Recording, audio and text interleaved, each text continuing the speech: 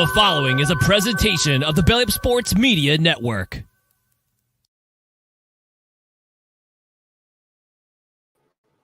Ladies and gentlemen, no corner booth intro today. It is currently under wraps. I am the Sons of Atkins, a.k.a. No, I'm just kidding. I am your host, Jared Clem. Welcome to Season 11 of the Corner Booth Podcast, the Corner Booth Pregame, here presented by Belly Up Sports, Canadips, Seat Geek, and Mauler Bros.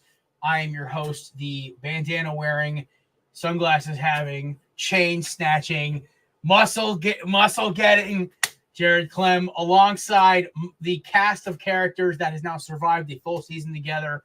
I believe for the first time since it was me, Kevin, and JD about 3 seasons ago. That being said, ladies and gentlemen, joining us now is the man, the myth, the legend. He's the king of weird. He is 10 beers down, 10 toes up, a diehard Philly sports fan, and the living embodiment of Melvin Dew. Ladies and gentlemen, out of a Garfield mug himself, Chris Lipoff. How are we doing? I'm good, brother. I'm liking the new cut, by the way. Oh, dude, I had to get a spring cleanup. March came around, new season. Mine's on Saturday. I cannot wait. I'm going back to my Fury style haircut where it's just shaved down to the bone on my sides. That being said, also joining us now, a very well-dressed gentleman, distinguished gentleman. He is a long-suffering Jets, Yankees, and I don't even know what the hell. I guess Bulls. At that point, I don't even know. That being said, this is a man, the myth, the legend. He is a co-host of mine, a college friend of mine, and his nickname is Swagoo, a.k.a. Jay Smigglesworth. Ladies and gentlemen, Anthony's dad, Matt Razzo. Yeah, all of you guys watching live, you did not have the privilege of us watching Jared go from Joker from Friday down to Sons of Anarchy with the shades. That was a good transition. It looks like OG Undertaker. For those who want to know what's going on, I actually finally went to a doctor to see what's going wrong with my skull. I have psoriasis on my skull. It's a little fucking irritating. But here's the deal. Apparently, I'm not going bald. There you You're go. not dying. Yeah, right? I'm not going bald. This is great, Oh. right? I'm not losing my hairline. I was losing my hair because psoriasis is basically creating a shell on top of your forehead, suffocating your follicles. Cool thing is, a cool doctor of mine, Dr. Tepperman, prescribed a couple things to me, but I have to let my hair air dry now. I cannot just throw a hat on immediately until at least everything's healed up in about a month or so. That being said, speaking of smart individuals, ladies and gentlemen, joining us now, our resident college basketball expert. This man is an Arizona grad. He is a New England sports fan, and he's one of the smartest dudes we know. Hashtag Subbi knows, ladies and gentlemen, from the theater in college hoops. Subbi. What's up, fellas? You guys look all so sharp. I'm upset I didn't get the laser memo. You guys look great. Subs, here's the deal. Like, dude, you walked around the show, let your dog out, and still were dropping knowledge bombs the last time you came on here. To be honest, you have a clean getaway for the next 3 appearances. Yeah, Subbi knows best. Yeah, Subbi knows. You guys are too kind, man. How did that parlay end up? Oh, I I mean, know I we think I lost shot one of 3 them. out of 5. I think I shot 2 out of 3 on it. Yeah, I didn't agree with you on everything. Kansas won. I think they beat Houston, yeah, and then North bad. Carolina. Yeah, no, you're good. You know what? Because I don't get mad anymore when I get a bad beat. You know what? I've grown. I've grown as a gambler. Yeah, I've he just grown yelled so at much. himself instead of the guy who gave him the advice. Yeah, I've grown so much, and I'm actually going to give you a second chance tonight live. Oh, I'll tell you what, There we man. go. Here's There the we only go. outlier from that Kansas game. They shot like 70%. Yeah, it was It was a miss. I'm watching this It on was the insane. treadmill, and Subi's texting me. He goes, "Dude, I'm so sorry." I'm like, "Subs, why are you telling me you're sorry? Like, who's gonna predict these dudes out here shooting like Steph and Clay in the finals? Yeah. It was Like, insane. you can't predict that. It's not your fault that they went absolute ape shit in there. There's nothing to quantify that. So that being said, it's time for your redemption today. Also, DJ Stewart will be joining us later to talk all things NFL free agency, Mike Thomas, and Pat McAfee versus Stephen A. Smith, which I am so excited to talk about. And I don't know if it's the fact that I shaved about 1.5 pounds off my face, but I have so much energy today. I have no idea why. Because I didn't realize how thick this part of my beard was until I went to shave it and like jam my trimmer for a second. Damn. Well, I mean, I have a really thick chin beard. Even Matt remembers I used to grow like a fucking squirrel off my face in college because this stuff took forever, but this stuff grew like a weed. Weirdest thing ever. I used to have like the perfect goatee always. It just took the size of about an extra month to come in. That glad you being made said, one. oh no, now I literally can grow facial hair like that. I shave my shit down to the bone and it's back in a week. It's crazy. Try being Oh, Indian. College Jared was fun to witness because I've seen him with facial hair and bald. I've seen him clean cut with long hair like hockey style. I've seen him with his current hair but a thick beard with no beard, with his squirrel goatee, like he said. Like I've seen I'm like, fucking Willy Willy, motherfucker. seen like 6 phases of Jared between like freshman in a 5-year span, like one and a half phase a year. Let me tell you something, guys. None of us here are follically challenged. We all have good facial hair. We got nice heads of hair. But try being Indian. That's all I'll say, because like you shave, man, and in the morning, and then by sundown, it's probably back again. So. Oh, dude, that's the perks of being Irish too. It's like a I was just gonna chime in. I'm European Italian, so I have plenty around me. Polish, Scottish, a little bit Italian, and possibly a little Nordic too. There's just a weird mix of everything in my family. So it's so you're part Viking. Well, that's got to be sick. Normal. Well, the skull, yeah. What was one of the first areas the Vikings conquered besides themselves, like the northern shores of Poland and Germany? So I don't know, Jeff. I'll tell you what. He's bringing it back. Speaking of Viking, I love how you had that on deck. Dude, it was literally right next to me. So I'm like, he's talking about wearing it, but he's such a fucking chicken. He won't wear it. Oh, get the fuck out of here. I love that you haven't worn yours yet, pal. I just found mine in the closet yesterday. Mine was right next to me. I was so pumped. I'm literally going through my closet, moving shit because my sister just moved back into the house because personal issues aside, I'm happy she's back. But like literally, the text DJ just sent me is so fucking inappropriate. I love it though. We had Deshaun Watson references, Bill Cosby references. It was great. That I'm gonna have her read it live on air. That being said, so I had to move on. I used to use her bedroom like a storage locker. I mean, I'm moving out in 3 months, but it was like, to me, it was like, oh, great. I have extra storage. This is perfect. So like I had all the Halloween costumes in there, old dress shoes, suits, whatever. And so she moves back in and I started to shove everything back into my closet underneath all my Eagles and Diamondbacks and Timberwolves jerseys. And I'm literally just like, okay, well, this is uncomfortable. And then I find the Viking hat and I got fucking excited. So that being said, Chris, for my birthday show, which is next Thursday, we're going to start off the show wearing those hats. Okay. We did talk about that. So I will do that. Talk about that. Also, by the way, the guests have been announced for the Thursday show. Kevin of Tailgate in the Quad is making his long-awaited return to the corner booth. Scotty Kaiser of Craft Brew Sports is coming back because, he wants to talk some baseball, talk about overly proofed stouts with me. And, of course, we have the fuckers from Hilo Sports. We may have an appearance from both of them. I don't know. But it's going to be a fun show, so it's going to be a good time, obviously. But today, Subbi is the man of the hour. We're going to talk a shit ton of college basketball because March Madness the conference tournaments start Sunday or Monday, right? So the big guys starts Sunday and Monday. I'll tell you what, the mid majors have already started this week. I know that. I'm talking in terms of like the team's actually going to win the national title, not the one. It's going to fuck your bracket up. Yeah. So we'll start with that as Subbi prepares his second lesson of administering college basketball for dummies. We're also going to talk about some breaking news though, because Mike Thomas is getting beefed with a New Orleans Saints reporter. I first heard this from Tico from TikTok, Tyler Cohen. If you haven't checked out his stuff, some of his content is great. When he talks about the Dolphins, he gets a little biased, but his news breaks are actually very good. That being said, he brought this up, and I believe, Matt, you have a little more information on this. What's the reporter's name? What's going on? All I know is Mike Thomas is acting like a clown out here. Yeah, it's he is in a way. We're getting into it. So the reporter's name is Jeff Duncan. I assume he is a Saints beat reporter inside or somebody who covers the team. I think it's like the Gazette, whatever the fuck the local paper is down there. Yeah, so he reported that the Saints are looking to likely cut Michael Thomas. So Michael Thomas chimed in right away, did not hesitate. It's clear as day he does not like this man. But Jeff Thomas, like I said, reports for the New Orleans Saints, reported Thomas will be released. They apparently have a rocky relationship from what I gathered from reading up about this, but apparently he tried to be According to Michael Thomas, Jeff Duncan tried to be his friend during the season, be all buddy-buddy with him, but at the same time apparently was accusing him of just not being the same player that he was during training camp. Which, is Jeff Duncan wrong? I mean, how many games have we seen Michael Thomas play in the last, 3-4 years? So, he's obviously not the same player he was in his first 4, plus years being in the league. So, but Michael Thomas has gone on to claim that the Saints team in general leak information to Duncan to try and ruin players' value, alleges Duncan's articles are not true and are never true.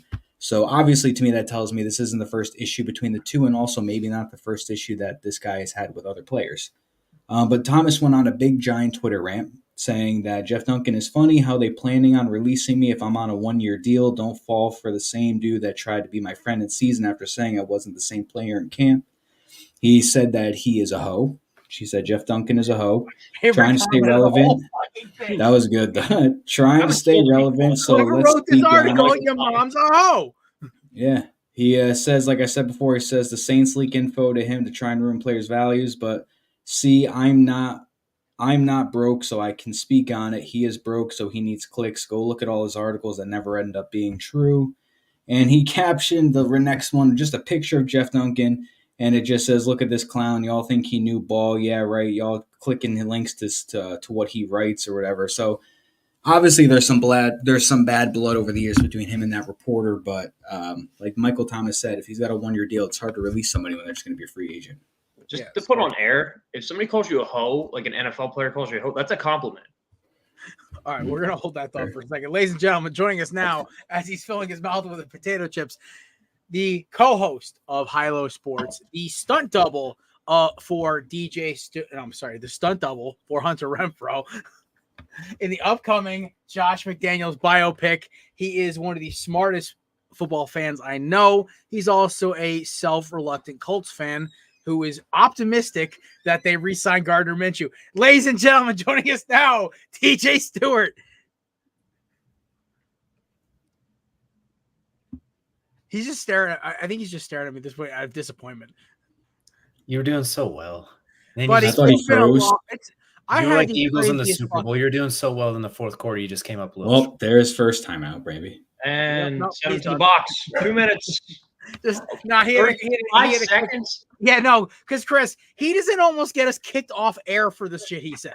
Oh yeah, my fault, guys. Write this down as Demeric. Yeah, so here's the best part about all this, DJ, and I kind of wanted your thought on this too, because you, of course, are one of the better NFL minds we have at Belly Sports. I'll let you kind of take lead on this one because you had to sit in the penalty box waiting for Matt to finish his news brief. So see, he's got the blazer on and everything, so it was perfect to use like that. So I'll say this to you: we'll go around the horn too. I thought Michael Thomas was as good as gone anyway. Why are they hanging on to this contract? Aren't they sitting on, isn't it almost like $20 million of dead cap or something ridiculous like that? But hey, fuck it. Let's slap it on their imaginary cap and let's see what's going to happen next. Fuck it. It's not like it's real money, right? I feel like Mike Thomas' career at the Saints was over as soon as he got hurt again. And then he started continuously taking his shots, calling out Derek Carr, calling out everybody else from the sidelines. Again, he's played 7 games in 5 years, it feels like, since he had the record-breaking season. Ghost has been more active than he has been. And so I don't get it. At this point, the Saints need to just cut bait with him. You have Chris Olave. You have guys to take. I don't know what they're doing. It's clearly not working. He can't even stay healthy. Just get him out of there. And for how much he talks on Twitter, it's amazing when you actually hear his voice, because his voice does not match the words that he said. Like chop of that. He's talking like fucking Debo on Twitter, and then he sounds talking like Chris Tucker when he walks out on stage. I just had so many of those rush hour flashbacks of him talking about how I'm going to whoop your ass. That's all I can think of now. Well, I mean, Matterick said I look like the character from Friday with the bandana on while I'm trying to let my hair dry. So, I mean, whatever. Hey, he's Biker Undertaker. I said Sons of Atkins, but that was my other one. Rolling. Oh, man. Dude, weight loss fucking blows, guys. And the fact that it's actually starting to really happen, I'm starting to get healthier is great, but I'm like, oh my God, I was really not doing shit for the past 5 years. I'm eating like shit in spite of you because I know you're doing so well. Nice, babe. like I cut my drinking. This week I drank a little more. It was a rough week this week. And then of course this week I come out and knock out 3 sales in the first 45 minutes of my shift. And I'm like, let's go. I am now in fighting. I have a fighting chance of actually hitting that KPI for my quarter, and I'm fucking just like this in my office. Here's a question, Jared. Hold on. Sell me this pen. Hey, Chris, I gotta ask you a question. So, I need you to write something down for me. What are you gonna use? I don't have a pen. I mean, I see when your hand right there. I'll sell it to you. Oh, wow. Holy shit. Thanks for the pen. Wow, you were really good at this. Yeah, now I just need a direct deposit and a couple other payments of $5.99 to a Nigerian prince. It's crazy. I feel like I did just watch Jordan Belfort and Leo DiCaprio. Except drunk and not paying attention. Jordan Belfort was drunk a lot. That is actually true. His interviews, by the way, talking about Wolf of Wall Street are fucking grade A podcast. Like, it is top-notch shit. But Subs, I know you're the Patriots fan out of this bunch. So I mean, you even like you've had disgruntled receivers in the past, but you guys never really had anything where like Twitter beefs and all this other bullshit. Because the New Orleans Saints are a garbage can organization minus one miracle Super Bowl run. That being said, how do you feel as an outside perspective? Because I mean, me and Chris kind of have the same feel. So does Matt, and actually all of us do, because none of us really had receivers. I mean, me and Chris at TO, but. I mean, look, you talk about the Patriots and receivers. I will gladly take Michael Thomas. That would be an upgrade over. I think, who was it? I think it was Warren Sharp who tweeted today about Devontae Parker and how he's like dead last in separation and dead last in a lot of these different categories. It's pretty crazy. So I'll take Michael Thomas if the Saints do cut bait with him, which I agree with DJ. They should at this point, because what's the best ability? It's availability, and Michael Thomas is just not available the last few seasons. Yeah, I mean, Jacob deGrom, at least I've seen like him be the best pitcher and best at his position in the game.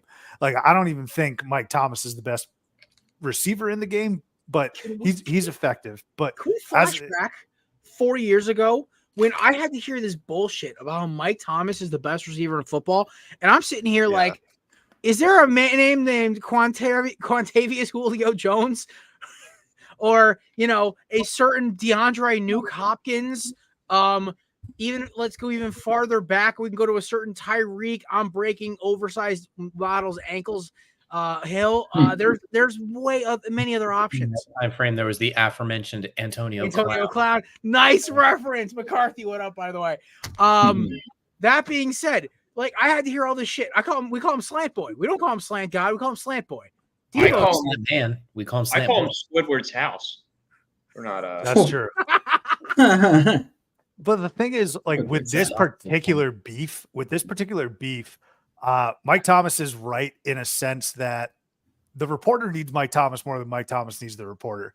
So if that reporter's on the complete outs with a guy like Mike Thomas, that's probably going to, inhibit his ability to do his job. Mike Thomas pops off quite a bit on Twitter, probably more so than what he can back up. He's a great follow, and I fucking hate him. He's a great follow. Yeah.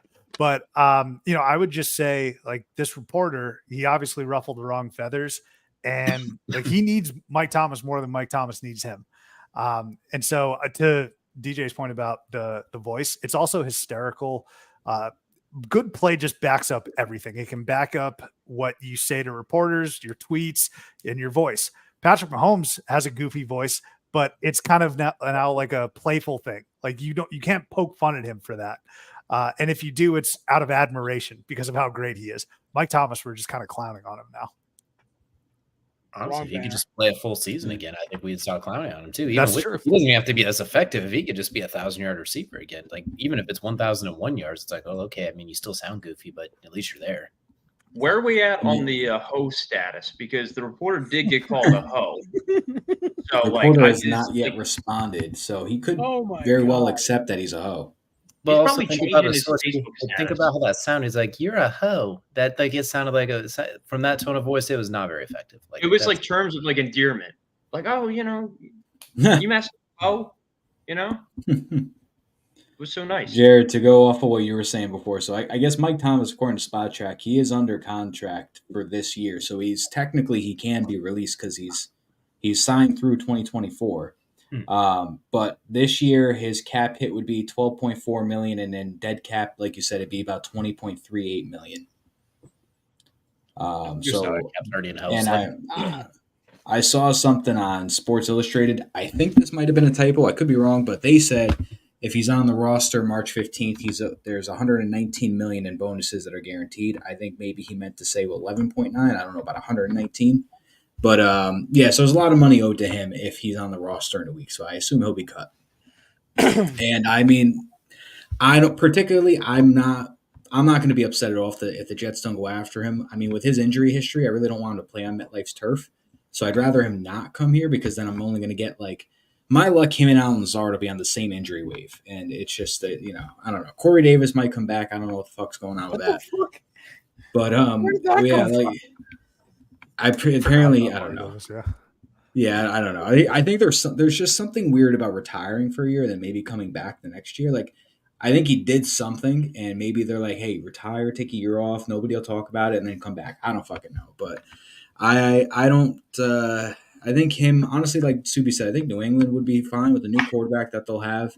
Maybe a little rejuvenation in his career. And like DJ said, as long as you can play 80% of the season, maybe get 1,000 yards on 70 receptions, whatever you got to do, just to show somebody you're 31, you still have it. Because I've seen you play in maybe 10 games in 4 years. I mean, it's at this point he's kind of okay, sure. I mean, if they said to me tomorrow, hey, the Eagles are gonna get him for $2 million to play slot receiver with AJ and fucking Devontae, I'm like, okay, sign me up, I'm good. Even if we get him for half the season, good luck covering all three of them plus Dallas Goedert, and apparently we're getting Saquon now, so I am for it. That being said, I saw that today, dude. At this point, Chris and me could call the fucking plays and be better than Brian Johnson. If Saquon comes to the Eagles, oh my god! Well, listen. He grew up a bird. He grew up in that bird's country. It's not hard to think about. He grew up a Jets fan, but he wants to score touchdowns. He doesn't want to push Jalen Hurts. I'm not saying he's coming here. There's no more Jason Kelce playing center, so the tush push will be less effective. Cam Jurgens is a mean motherfucker, but he's not as nifty as and nimble. Cam Jurgens is actually pretty mean. I DM'd him something very nice, and he called me a hoe. So yeah. No matter how good jokes about Nebraska Cornhuskers only eating corn. That's what happens. What would Cam you do with DeAndre Swift? He could be a Hall of Famer. You just can't replace Kelce. What would you do with DeAndre Swift if Saquon came? Back up. Well, the thing is, we don't know.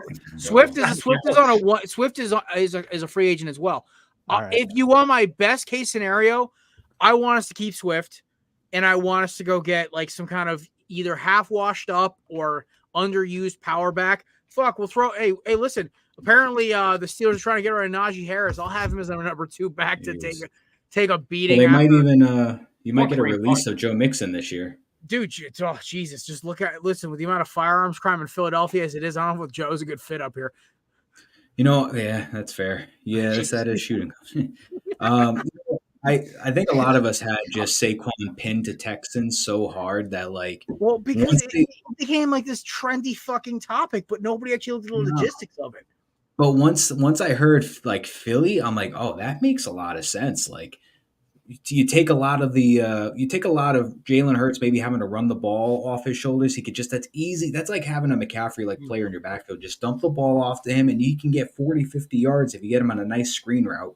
It's it just takes so much weight off the offense. Also, he only has to play at MetLife now once a year instead of 8 times a year. Yeah. And we can listen, if we keep getting the Giants at the end of the season, we can sit them for week 18.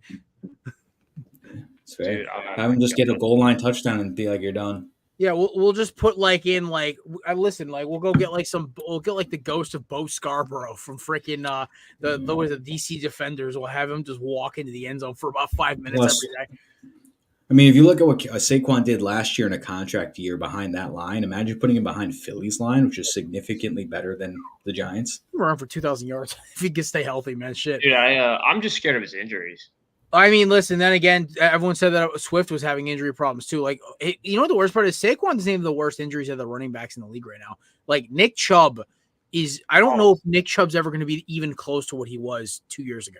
He's never going to cut like he cut before. Bro, it's like he's got like Marshawn Lattimore knees at this point. Like, the poor kid is Marcus Lattimore. The poor kid's never going to run like that anymore. And that's what's terrifying.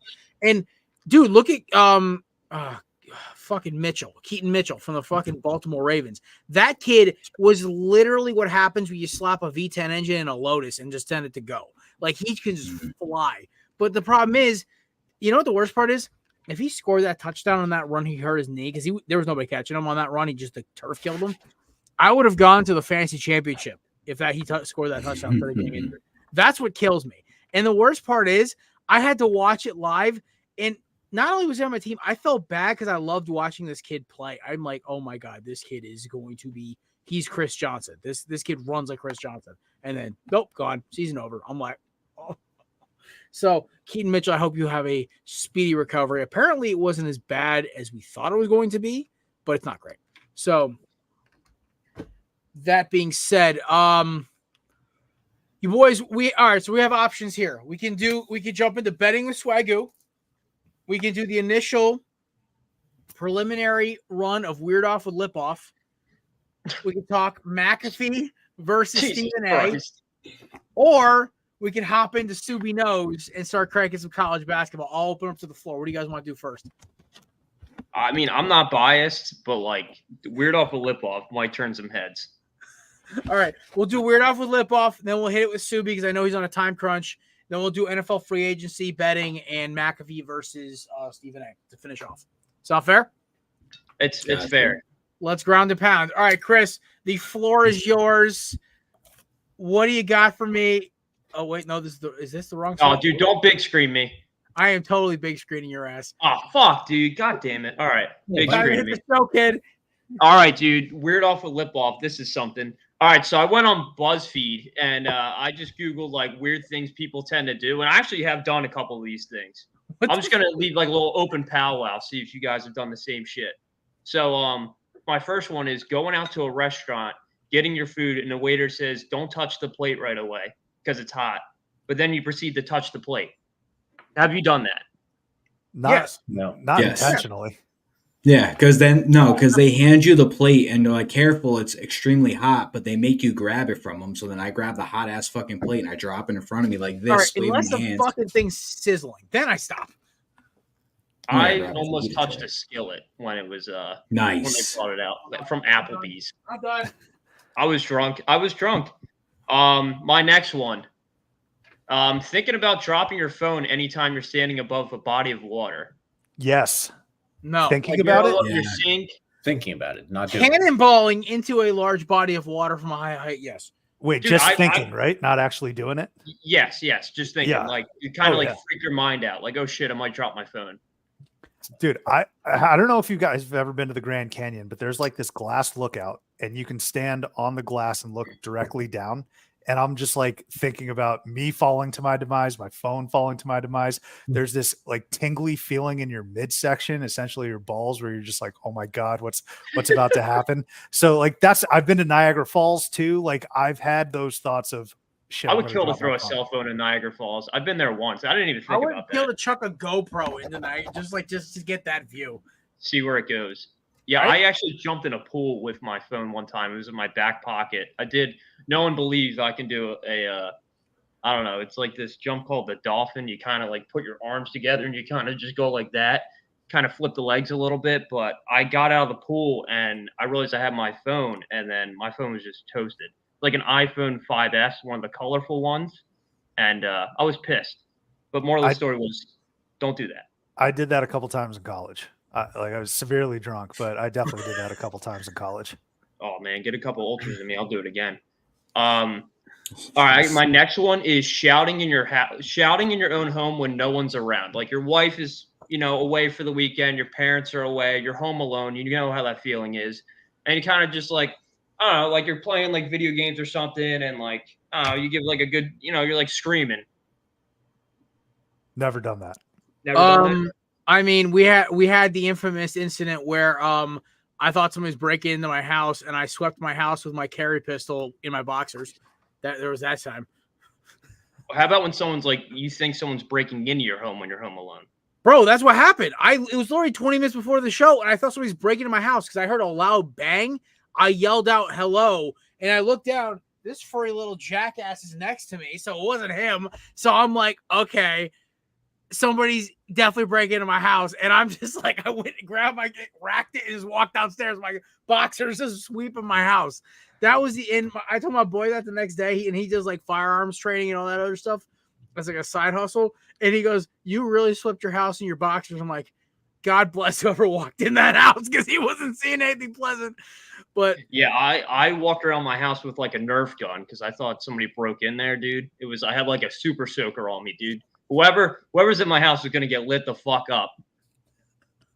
I'll tell you what, man, you'll never find me more vulnerable than in the shower. And any little noise I hear, I'm just like, oh my God. I'm like blasting like music and singing along, doing fucking karaoke, so I can't hear shit.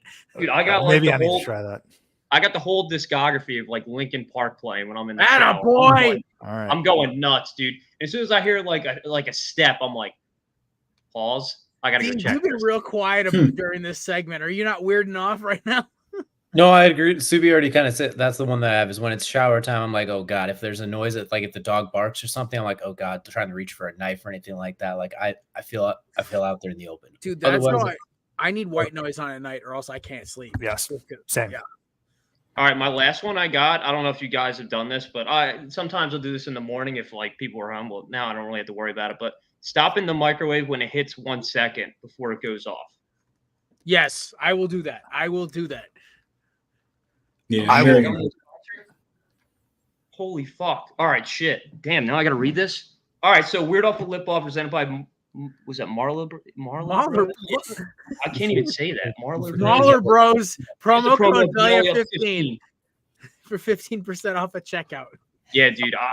This mini segment like scared the fuck out of me, dude. I don't like you the big know screen. It's coming. It's our season premiere. Dude, I don't like the big screen, dude. I feel like I'm giving a Zoom meeting. Okay, listen. Nothing is worse than when you show up to a Zoom meeting and you literally just forgot to do everything you were supposed to do for that Zoom meeting. Me every time. Buddy, you were more prepped for the show than I was. Shit. Yeah, dude. I still got the heat on, dude, and I got the blazer on. I'm fucking sweating my ass off. I might have a heater off. You did a great job. By the way, let's get it. All right, let's hit what's the last one before we get out of here?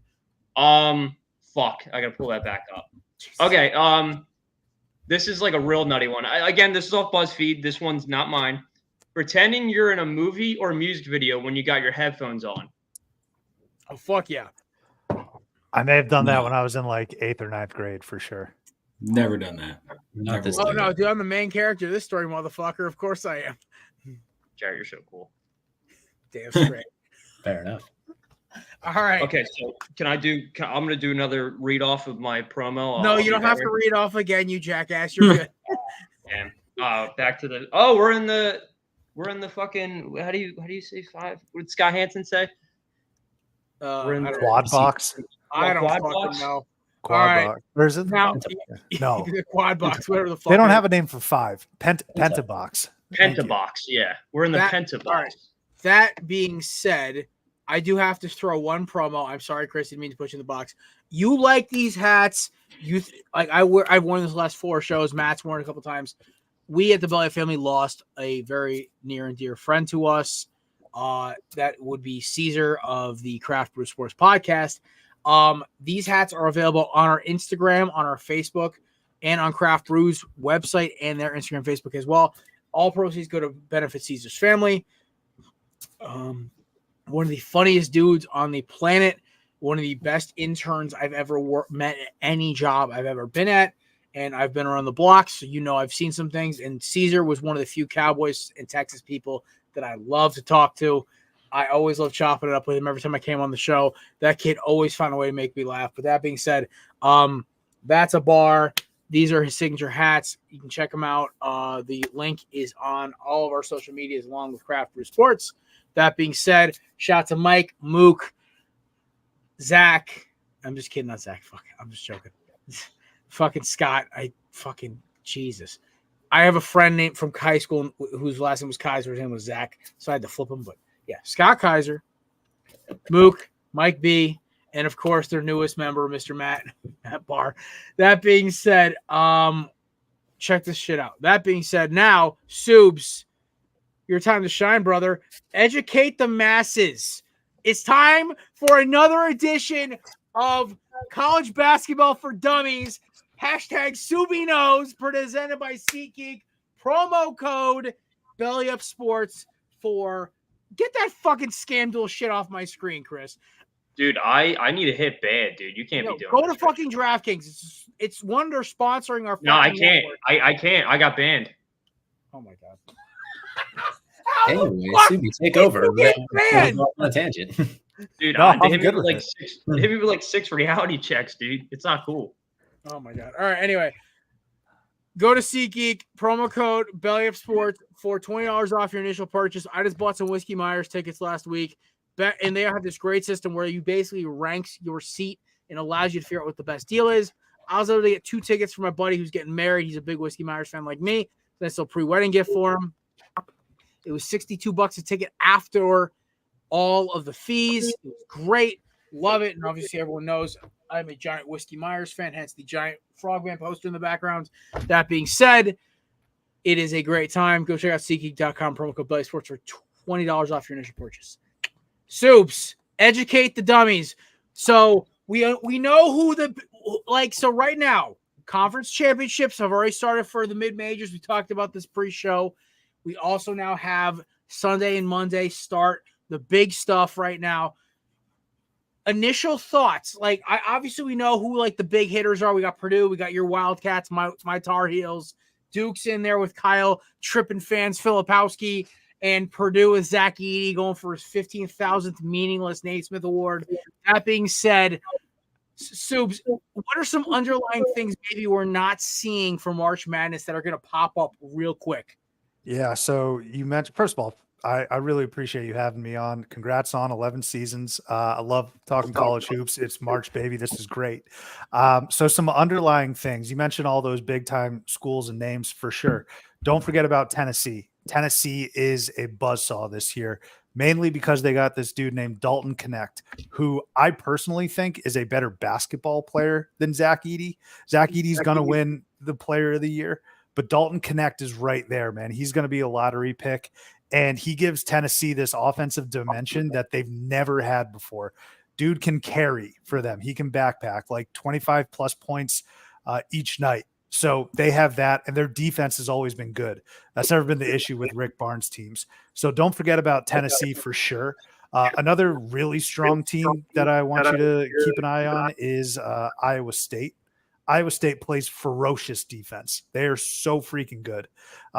Last night, they were up 1 against BYU, and they had 3 straight defensive possessions, like must-have defensive possessions, and they turned them over 3 straight times. No fouls, no buckets, absolutely nothing. It was turnovers. So Iowa State's another team because of their defense. Same conference, BYU's pretty good. Let me give you some mid-majors, though, that I think could do some damage. 2 really come to mind. One is Grand Canyon, all right, the GCU Lopes. And keep in mind, both these teams need to get through their conference tournaments in order to actually make the dance, but they're good enough to do that. And I think win a game or 2 in the big dance. So Grand Canyon, they're sitting at 26-4 on the season. And they've beaten a team like San Diego State. I don't know if you guys remember, San Diego State was in the title game last year. So GCU has already that win under their belt. I wouldn't be surprised if they're like a 12 seed and they beat a 5 seed in the tournament. And then maybe who knows what happens in the round of 32. Other team I want you to keep an eye on is James Madison. James Madison's probably the only team. They only have 3 losses, but they're the only team I think that folks are saying in a low mid-major, they're in the Sun Belt, that folks are saying James Madison should be in as an at-large. I think they're still going to have to win the Sun Belt, but everyone's saying 3-loss team. They beat Michigan State in East Lansing, which is no easy task, although Michigan State's a little down this year. But JMU could win some games. And within the Sun Belt, it's kind of a shame one of these 2 teams ain't going to make it. App State, they're also very good. So whoever wins the Sun Belt, whether it's JMU or App State, be on the lookout for them as your upset pick. Also be on the lookout for Grand Canyon as well. I think they're very good. So those are some names that, and teams that some folks may not be paying a ton of attention to. So one shout to Grand Canyon. One of their grads is friend of the show and actually pretty prominent podcast host, my boy Jack O'Hara. Gotta get him back on the show. It's been a hot minute. That being said, Grand Canyon is just fun to watch. I actually got to catch one of their games. I believe it was 3 weeks ago. They had a game. It was televised. And I was like, holy shit, these dudes can fucking move. Also, I was just going to say that they have such a great home court advantage too. Like this might be Have you ever been to that campus, by the way? It's fucking gorgeous. I have. I've been to a game, and this might be me being an ASU hater because I'm an Arizona guy, but pound for pound, I'm dead serious. I think the best college basketball venue in Central Arizona is at GCU. It ain't in Tempe. No, well, also Arizona State's there for partying. That's basically it. Yeah. Yeah, and also for Herm Edwards getting fired before he even gets off the field. That being said, when you started mentioning like App State and shit, I'm like, what? And James Madison, like, fuck, we talking college football right now? That being said, you boys, any thoughts right now on some of the mid-major Subs brought up? I have a bold take, right? And Subs, hear me out here, and then we'll kind of let's see what the rest of the boys thinking. Yeah. I have a very weird suspicion that Purdue is going to be the first one seed to get knocked off. It could happen, man. I mean, it could. They don't. I don't fear them. I'm like, oh, great, Zach Edey reminds me of when they like Embiid and Wiggins were at Kansas. Like, who gives a fuck? They're gonna get knocked out. There's no depth. I think so. I actually think they are pretty deep. To be honest with you, they got a dude Lance Jones who's playing pretty well, but. The thing is like the only reason why Purdue would get knocked off is just because they have those demons, and in a close game, the screws are going to tighten. But they're a wagon, man. They are such a buzzsaw. It's them and UConn as the two best teams. I think UConn's better, and I actually straight up don't see any team beating UConn. It's crazy. Like it's impossible to repeat. Like it seems impossible to repeat. Florida did it with like 06, 07.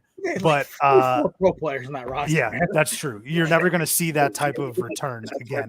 But Purdue maybe. But what I'm curious to know about, fellas, is your mid-major question. I've been rambling on here. I wanted to hear, and maybe not mid-majors, anything else. All right, so boys, floor's open. Where you want to start? Because I mean, obviously, we all know how much you want to. Chrissy, you're the gambling expert here. Which mid-majors you bucking for, brother? All right. I mean, I don't know how they are like mid-major wise, but like I've been struggling to find a team in college basketball, and I've landed on Tulane. How do you think they're gonna do during the tournament? Nah, they're not gonna make the NCAA tournament. They're not gonna win their conference tournament. Tulane's a non-factor. I'm sorry, Chris, but in the AAC, they got a team that I don't think is that potent. But like FAU's in the AAC, South Florida's in the AAC, Memphis is in the AAC. Like Tulane, I'm sorry. So Subs, I don't know if you get it's an inside joke with the corner booth. Chris, his first bet he made with the corner booth, DJ's co-host Kelsey basically told him to bet on Tulane against Ole Miss, and it started a spiraling downfall of losses. So that's why he brought up Tulane first. Hey man, March, man, you never know what can happen. Chris is but, definitely our Boston Connor. That is a definite.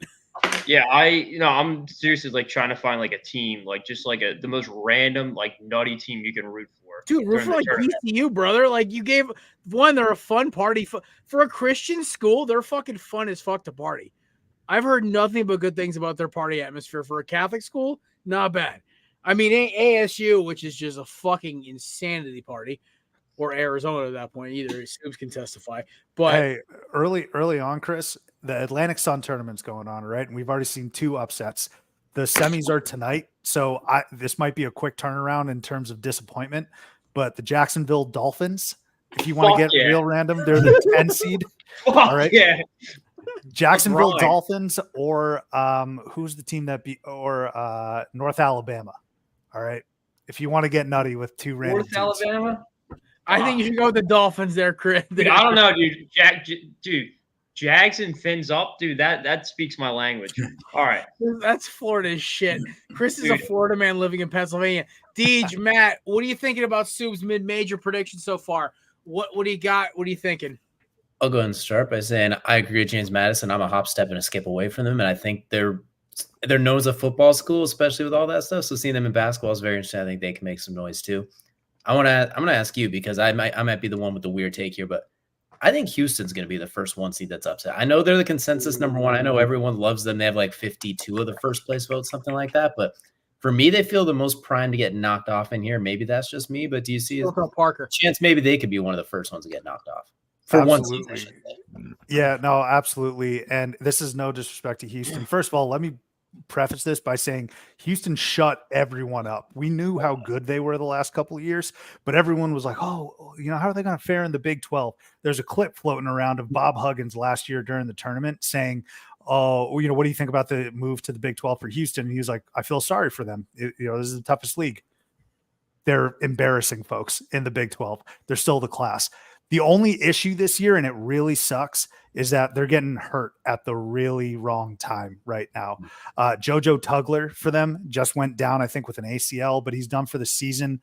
And there's going to be a ton of minutes on their starting 5. Jamal Shed is playing like an All-American, but DJ, I don't think you're terribly wrong. I don't think it would be a result of like poor play or anything. I just think the mileage on those starters and not having the depth might come back to hurt them sometime Sweet 16, Elite 8. It's kind of what I was thinking too, is the longevity game. It feels like they're less built for than some of those other ones. And I just have one more before I let Matt take over. But I'm looking at Gonzaga as someone who used to live in the Northwest too. Like they went from a pinnacle team, like at least regular season, they were a number 1 seed, and then they choked later because, well, half their team was white.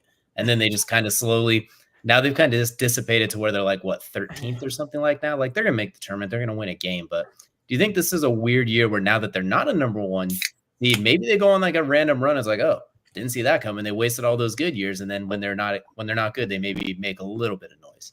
It's an interesting thought. It's been an up and down season for Gonzaga, right?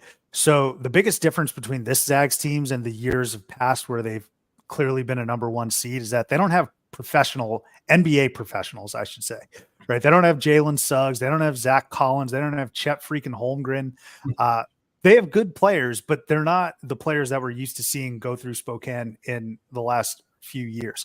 So they started with some decently high expectations. They're Gonzaga. Everyone's like, they're going to run through it. And then their main competitor, St. Mary's, was terrible in November and December. They were sub 500. But now St. Mary's is hot, and Gonzaga had a little bit of a lull. And actually, there was a point in the season, DJ, where folks were like, is Gonzaga going to miss the tournament because of how well St. Mary's is playing? But also, they don't have any quality wins. That all shifted because they just went into Moraga and beat St. Mary's. They split the series. So that game has it under their belt. I personally don't think they have a deep run in them. I just think they're just a little too lukewarm. Like I think once they get, they're struggling against WCC teams where usually they're beating them by like 35. If you're struggling against WCC teams, even if you're getting wins, I don't trust you against higher major competition. And I think they're going to run up against a power school in the first round, certainly the second round. So I don't know if I see them having some sort of run because the expectations are lower. But here's what I will say. That St. Mary's win proved to me that there's still like championship metal and DNA in that program with Mark Few. Nobody really thought they were going to win that game, and they actually won it relatively convincingly. So I think they're hearing the chatter, they're hearing the noise. That can only get you so far, but the fact that they're going to go to the tournament again is just a testament to Mark Few, and he turned it around. Absolutely. I'd say that's also good for recruiting because now they're like, oh, we're still that team. So when it comes to recruiting, I think that gives them an extra pitch as well. But I got one more before I pass off to Matt, too. I have to ask on behalf of my co-host, Auburn's ranked up there as well. They're going to make it. How do you see Auburn doing? Do you think they can maybe make some noise, maybe be a sneaky team, or they a Sweet 16 kind of a ceiling? Hell yeah, they can make the Final Four, man. Hell yeah. The way they play offense is so impressive. There's a handful of teams in certain like stats and breakdowns where you look at college basketball experts and it's like a trapezoid essentially of teams that like play offense really well. Defense, or their defense is okay, but like they have studs, man. Janai Broom is a great player. They have Aiden Holloway, who's a young buck. They are really, really good. Chad Baker-Mazara is really good. So yes, I could absolutely see Auburn not only winning the SEC tournament, but having a crazy run to the Final Four. And I might pick them. Honestly, I got to see the path. I got to see the matchups. Auburn should definitely be on folks' radar. So especially if they do win that tournament, go into it hot winning the SEC. I think that makes them really dangerous. But Matt, I've taken enough time. I passed off to you twice and went back on it. So Matt, you can go now. Nice. Listen, I know jack shit about college football What the college fuck? basketball. So I'll make this one quick. The last time I won a playoff bracket for the March Madness, I was in 5th grade, and my grand prize was a candy bar. So I don't know shit about college basketball. Every year I pick Gonzaga to win, and Gonzaga doesn't win. So I'm going to just stick with UConn because why not? UConn won last year, I'm pretty sure, and I live in Connecticut. So I'll take UConn, and I can't even bet on them because I live in Connecticut. So other than that, I just want to run by my dream finals for you. The Toothpaste Bowl, Colgate and Oral Roberts. That would be that was something that was close like a couple years ago. They made it halfway through and I was rooting for it, the fucking toothpaste. That would have been some great fucking just some advertisements from both companies. I would love to see that, but I don't think so. But what do you think about my home team in UConn with their chances? They're so damn good. So let me take a step back. First of all, you know how many hours that I watch and like read different articles, analysis, and then I end up in like, I don't know, 50th place of a 100-person bracket. Like it always, my wife actually a couple of years ago, she doesn't care. She doesn't care at all. She's a UCLA Bruins fan. And I don't know if you remember, UCLA was in the play-in game and they made it all the way to the Final Four. So before that, when she was filling out her bracket, she was like, I want to take UCLA to the Final Four. And I was like, look, Rach, we're in this for money. Like, please be serious. I want you to be serious. I let her do that. I think she would have won the bracket. So the point that I'm making here is that people who spew what I spew probably are going to finish in the 50th or 40th place in the bracket. So fire away. You're probably going to do just fine.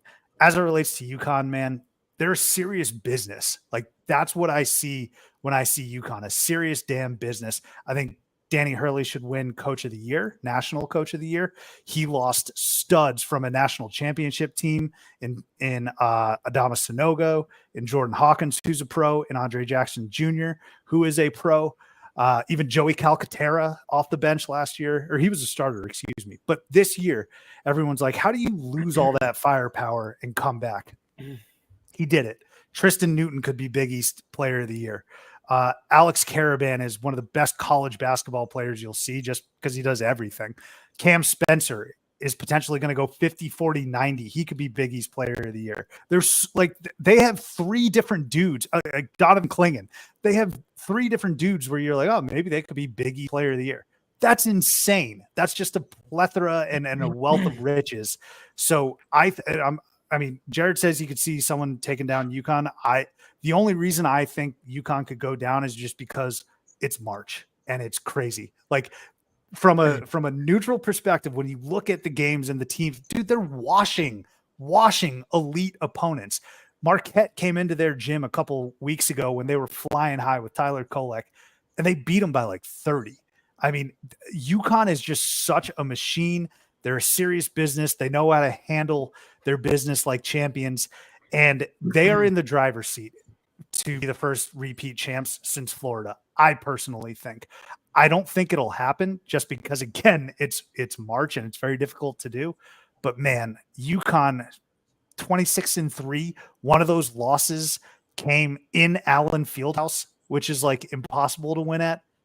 They're as good as you can get. So I was going to say something real quick, Jared. go, Chris, you're good. Just I got a 2-parter real quick. One, I admitting to a possible crime when I was in California. I went to the UCLA campus and I snuck into the pavilion and I sat on the court. Guilty as charged. I'm a man facing crimes. Anyway, second question is, I need a rebound parlay. I know we talked about it. Any games this weekend or any games coming up that you like that I can throw? Time out. Subs, we're gonna save this for the. Do you want to save this for the end? We can save it for the end. All right, that's the last part of Subbi knows is the parlay at the end of the show. I know one of them is going to be Carolina versus Duke. I know how it's going to be.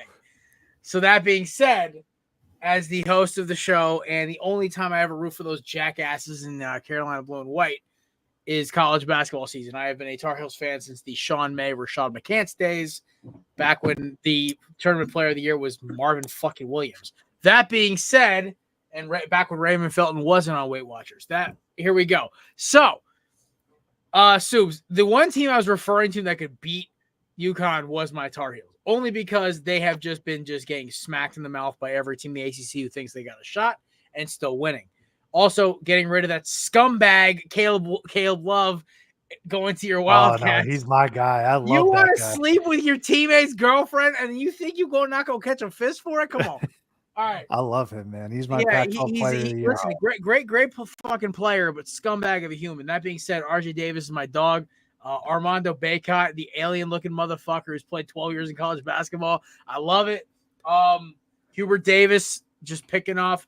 Last year, he killed me. Last year actually killed me because I got to witness 2021, which was amazing, where we had the Bruins make a miracle run, which I called, by the way. It was great.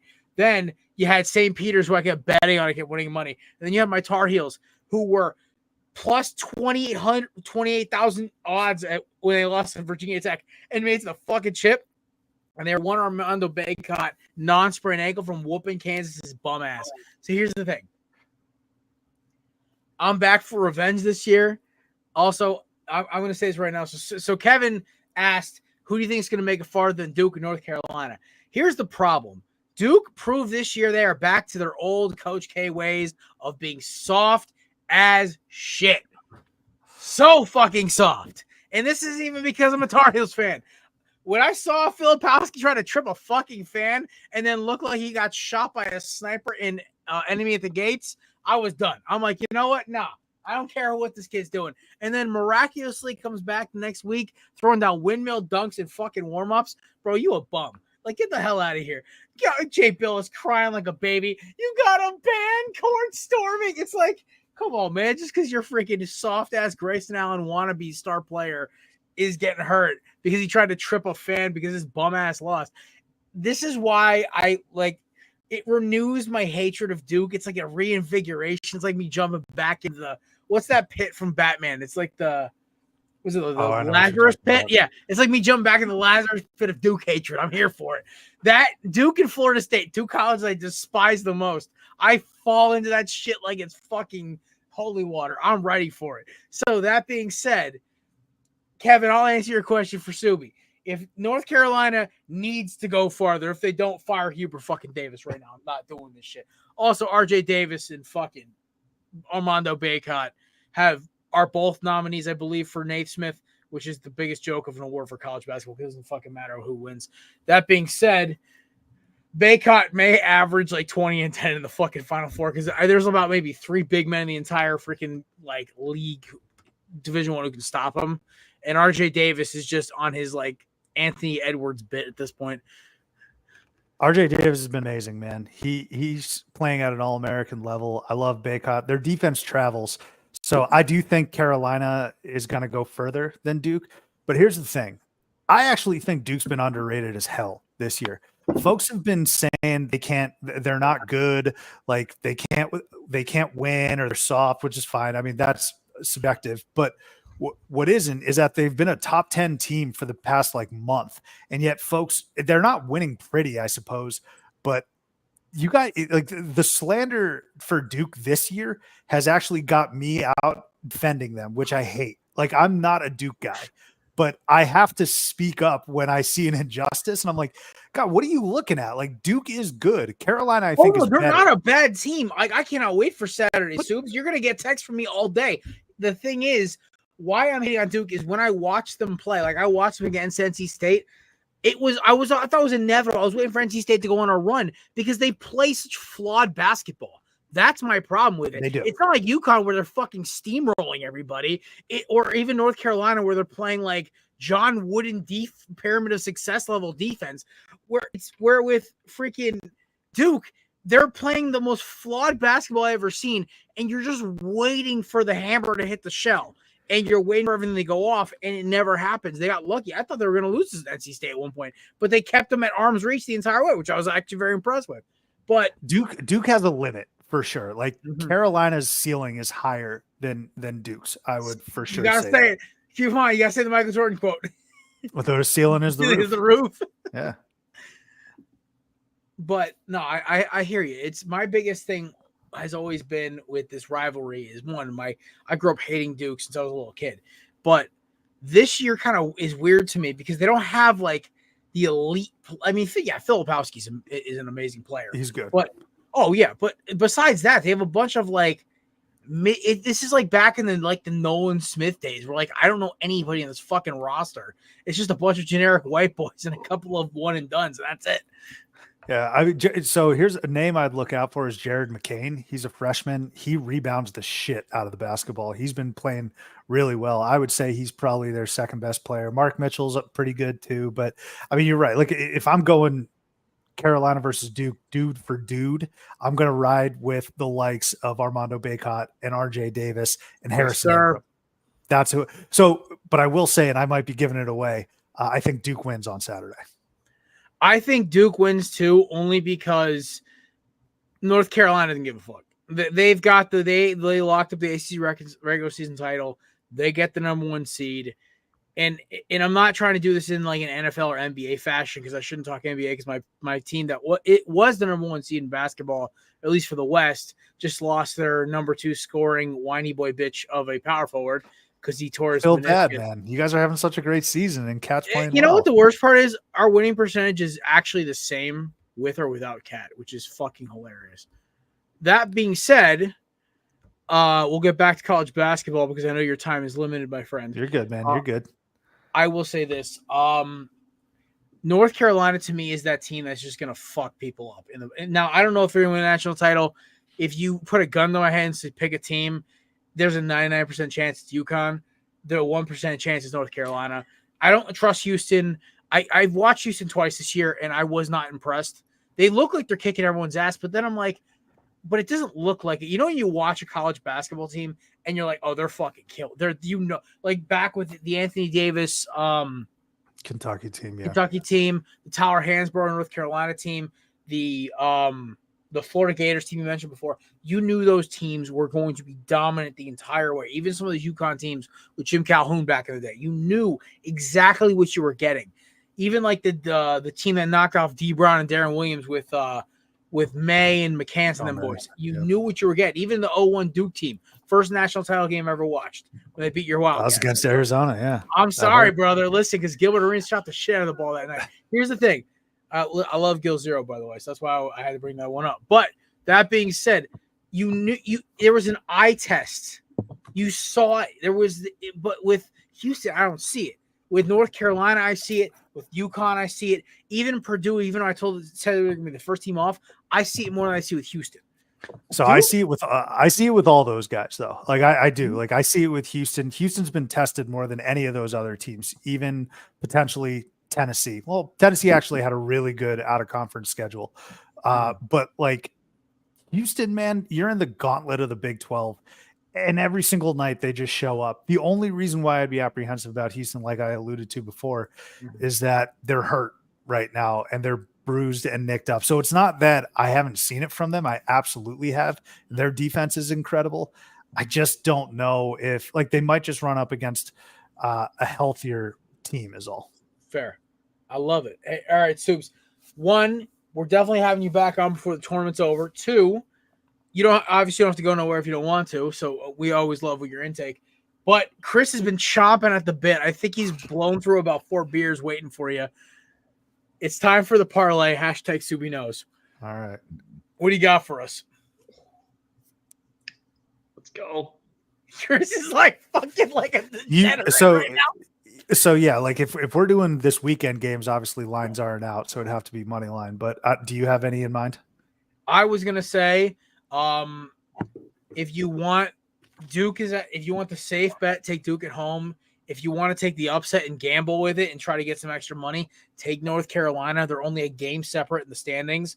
North Carolina's already locked up, so Vegas has basically swept it towards Duke. But if you want to get risky and say, hey, listen, North Carolina might try to make a statement, say, fuck yo blue ass shit, and kick their ass out the door because Cameron Indoor is a fucking shitbox. That being said, I like that one, but there's also a bunch of other rivalry games this weekend. I believe Kansas has a fun one as well. I'm trying to remember. They're at Houston. I know exactly. There's Kansas at Houston. I believe there's one other one I like this weekend, but where are you leaning, my friend? And we'll help Chris put his parlay together for himself. So, Chrissy, you have a choice between taking either North Carolina or Duke.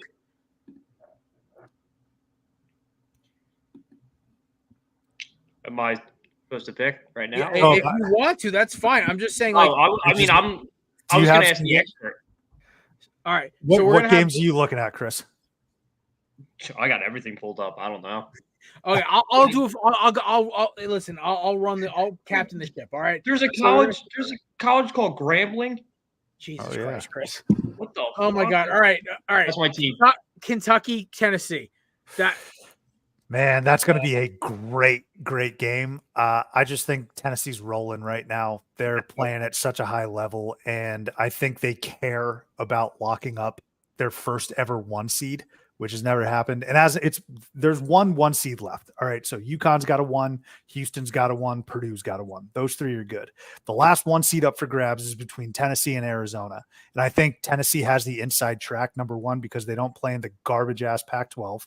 But number 2, they've just rattled off like 4 straight wins against top 25 teams, and they get Kentucky, their hated rival, at home. I think they're locked in. I think they give a damn about that 1 seed.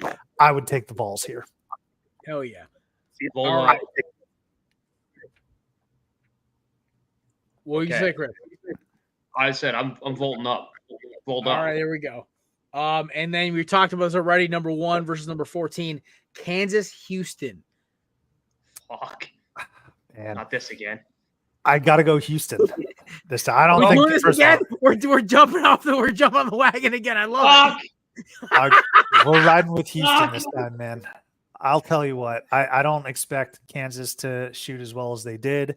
Kansas has been average, honestly, in conference play. I don't expect them to go into Houston. You guys also got to remember these last home games are like senior days, and there's an extra juice in the building. Yeah. So I just don't expect Kansas to waltz in there. I don't know if Kevin McCullough is going to be playing. We talked about Houston's injuries. Kevin McCullough has been like game time decisions last couple games for Kansas, and he's incredibly important to their success.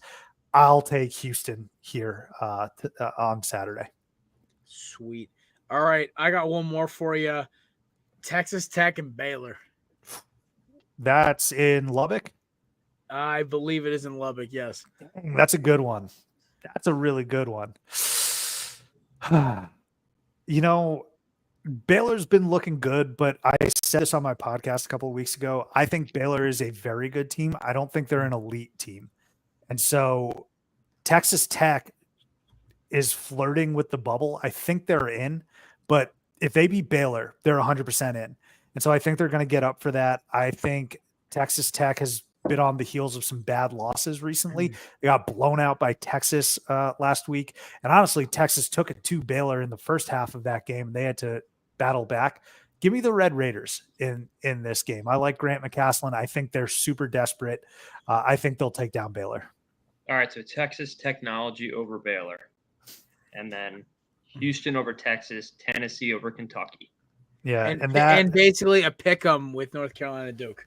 So sorry, you said that Baylor Texas Tech game is in Lubbock, right? It is in Lubbock. Yeah, I'll take the Red Raiders there. All right. Deej, Matt, any other games that stick out to you guys? Or are you ready for just rolling with this parlay at this point? I'm set. I'm nerded out enough. I'm ready to roll. All right, Matt. Hey, Chrissy, we're going to tweet this out Saturday morning. All right, we're going to have hashtag Subbi knows for our parlay. I'm already tweeting Subbi knows, but I'm going to do a follow. Subbi, you got to realize Chris is like your biggest fan, so we're good. Dude, I hope I can get you 3-0. The last little two nuggets I'm going to leave you with before I take off here. Okay. UConn, by the way, if they wrap up the 1 seed in the East, they're not going to have to get on a plane until the Final Four, because they will have games in like Boston, New York. So that's 2 rounds. All right. So those are home games for them. Those will be home games, and they can, again, if they want to, just travel by bus until the Final Four, which is in Glendale, Arizona. And then just the last piece, Pacific and Pepperdine. I can't imagine anyone listening to this was locked in. This is during the WCC tournament, which kicked off today. Pacific and Pepperdine played. Both of those teams fired their coaches earlier on in the week. All right. They're god-awful, garbage basketball teams. But Pacific is a special kind of awful. Pepperdine won 102 to 43. They almost won by 60 points. That's like the Celtics Warriors score a few nights ago. Like, holy shit. So that was insane to watch. The whole timeline was clowning Pacific. Poor guys. 102 to 43. Jesus. All right. Subbi, my man, you killed it again. So, boys, clap it up for Subbi. Oh, I appreciate you guys. His show at the Theater and College Hoops. Sub's social media tags.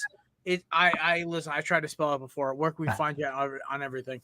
All good. You can catch me on Twitter at CBB Theater, Instagram Taran.Subramanian. But yeah, most of the stuff is going to be at CBB Theater and theaterandcollegehoops.com. I really appreciate you guys chopping it up with me, allowing me on, Jared. This has been a blast. I know you're going to end it with McAfee and Stephen A. Smith. Only thing I want to say about that is I feel like it's a high school drama going on, because all we've heard about from Stephen A. Smith and McAfee is how they respect each other. They're good with their own space.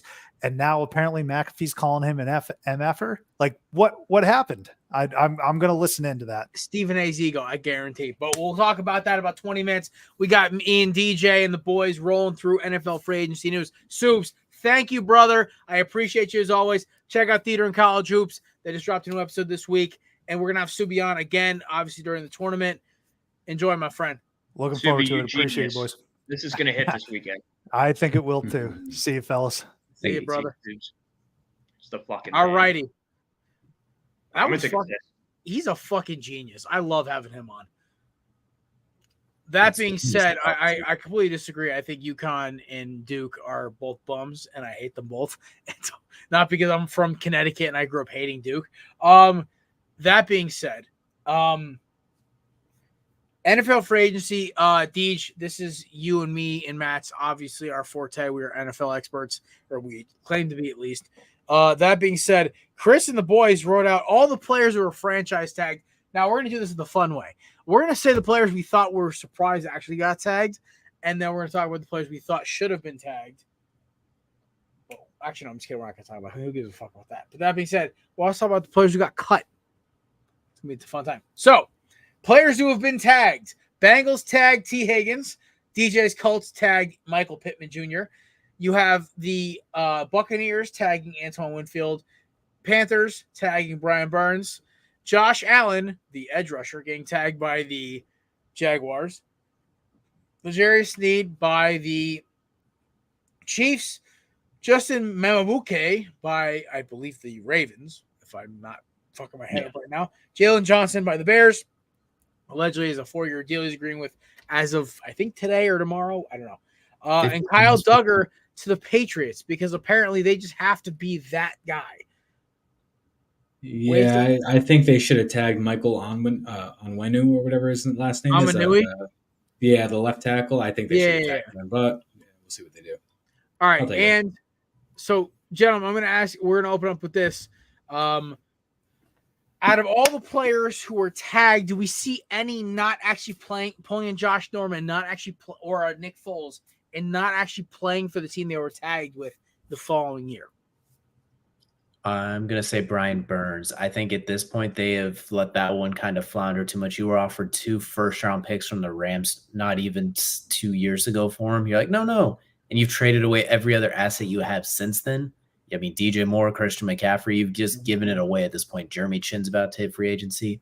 I think at this point they need so much. I think they're going to try and trade him by draft time if they can, if not next year. Like, they need some picks to reload. I do think a franchise tagging trade is very much in their future. I think they lost a suitor with the Hassan Reddick news kind of dying in Philadelphia and him playing out the season.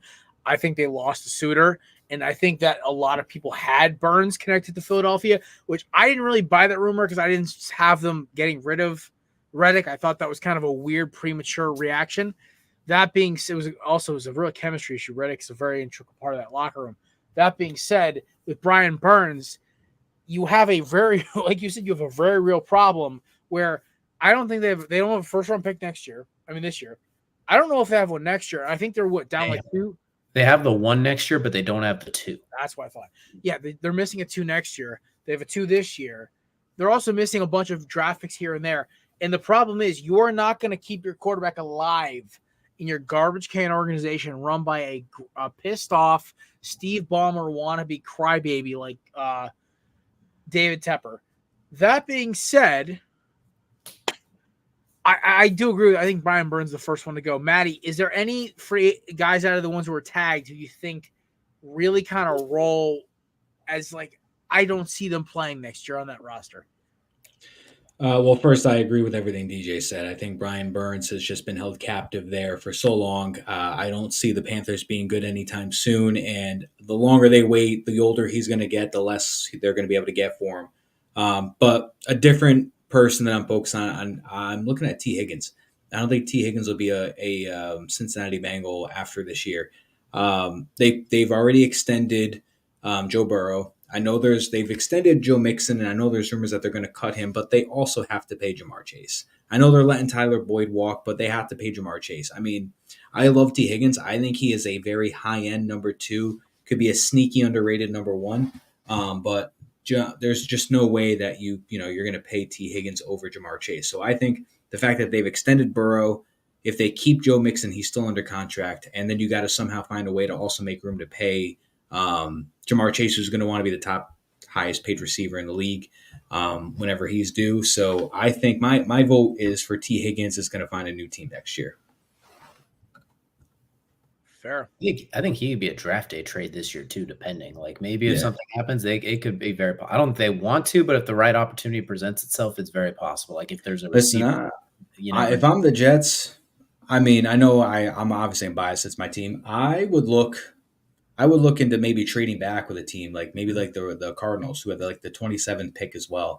You trade back, you get a bunch of picks in return, and then you call the Bengals like, "Hey, you want my 27th pick? Yeah, give me T. Higgins." And then boom, you got. I think you recoup a bunch of picks. What? If you're the Jets, your biggest problem is you got to restructure the offensive line to keep Aaron Rodgers' geriatric ass upright. So, that all depends. Your biggest problem is free agency and then trading back to get more picks. It all depends. Listen, I'm on board with my team going straight offensive lineman in free agency and then waiting for the draft to, first round or something like that to address a receiver. That's another story. Me and Chris 1,000-yard receivers, okay? Like, that's fair. Yeah, as long as he has protection, just go full on offensive line free agency. Plus, there's if you look at most top 50 boards, there's 16 receivers on a lot of them right now. So the Jets could get one in the second round. They could trade back in the first round and load up. They'll be. Let's be honest. They can get Troy Franklin at 36. All right, let's not act like they're. And Troy Franklin was a top 10 pick back in October. So let's try to relax. The teams who are trading up to get a receiver that's not named Marvin Harrison Jr. are idiots. And I love seeing these draft boards of people stacking 15 receivers between 10 and 25. I love it. It's hilarious. That being said, to clarify, did I see L'Jarius Sneed agreeing on a contract extension with the Chiefs, or is it just franchise tag right now? He's just franchise right now, from what I understand. Then I will stick with my take. I think L'Jarius Sneed might move. I think the biggest problem is Kansas City has already committed to re-signing Chris Jones. Which they still have to do. He's a free agent now, so they got to get on that. Yeah, they got to get on that. And the fact is they also have to pay for keeping – because I do believe they have to pay Creed Humphrey next year, right? Or is it the year after? And Trent McDuffie. And Trent McDuffie. You also have to consider the fact that Justin Reed's contract, I believe, is up next year. There's a bunch of other guys. And L'Jarius Sneed corners – in a Steve Spagnuolo defense are kind of a dime a dozen. Now, Sneed's played incredible. Don't get me wrong. He played great in Baltimore. He's played even better since he got to KC. That being said, I have a weird feeling that it's going to be a possibility of another tag and trade. I only think one of these is actually going to happen. I do think Burns is the leader in the clubhouse. If I was going to say one that isn't, it would be L'Jarius Sneed. Now, I don't think he's going to Philadelphia like everyone's talking about because him and Milton Thomas are boys. I don't buy that. I think Philadelphia wants to get younger in their secondary, so to go with Ringo and obviously Eli Ricks. So you could see them go out and get a young guy who they were trying to get Jalen Johnson, obviously, but Bears just threw him a 4-year contract extension. So they may go out and draft one. They may go draft a guy like DJ and me's boy, James Williams, who, by the way, blew the combine away. Really disappointed with how Cam Kitchens ran. That really he had a better combine than Kitchens for sure. Just going to throw this idea out there too for you. You mentioned L'Jarius Sneed up for trade. I'm going to throw this one out there from a biased perspective. Colts trade number 15 to the Chiefs for L'Jarius Sneed at number 32. So a pick swap. Ooh, I like that move for both. Big need for the Colts. Depending on free agency. Free agency, the Colts got to make some moves too, but they have the cap space. You extend L'Jarius. Draft a certain fast receiver out of Texas. I could see that happening. Him, or if for some reason A.D. Mitchell slips for some reason, because for some stupid reason, or you mentioned Troy Franklin, like there's dude, I would take if I'm the Colts, I'd take Troy Franklin at 32. Fuck, like I would roll with that. Like he's a great compliment to Pearson Pittman. Exactly, their biggest needs are corner and receiver. Well, receivers like 16 deep in the first couple of rounds, realistically, and corners actually really deep too. But L'Jarius needs a proven commodity. So, just saying, Colts, think about it, Chris. Think about it. And if you're the Chiefs, you get a top 15 pick after winning back-to-back Super Bowls. Exactly. That's the way to run. But all right, now we have to talk about the guy, Chris. Any of those guys who are franchise tagged? I mean, I obviously you've seen most of the list already, but obviously Higgins, Pittman, Winfield, Burns, Allen, Sneed, Menabuke, Johnson, Duggar. Any of those guys you see not playing for the team they're currently on or tagged with? Yeah, I mean, Maddie already touched on it. I'm going to go with T. Higgins as well. It's just, for the Bengals, you already have Jamar Chase. You can get guys who can support Jamar Chase. You don't really need – I mean, as much as it'd be cool to have him and Higgins, you're probably not going to keep them both, and you're probably going to keep Jamar Chase over them because you're not going to bring back Higgins. But Maddie's right. I can see him actually going to the Jets or going to a team that needs a number one receiver. But, I mean, we'll see who gets him. I thought you guys were going to get Evans. Then I saw Evans re-signed with the Bucks. But it'd be cool to see Higgins and Rodgers link up. Fair enough. All right, now I just say fair enough, Chris. You get your corner with bingo card ready yet? Yeah, I'm not on TO yet, so. Yeah, Chris hasn't been putting time out yet. This is crazy.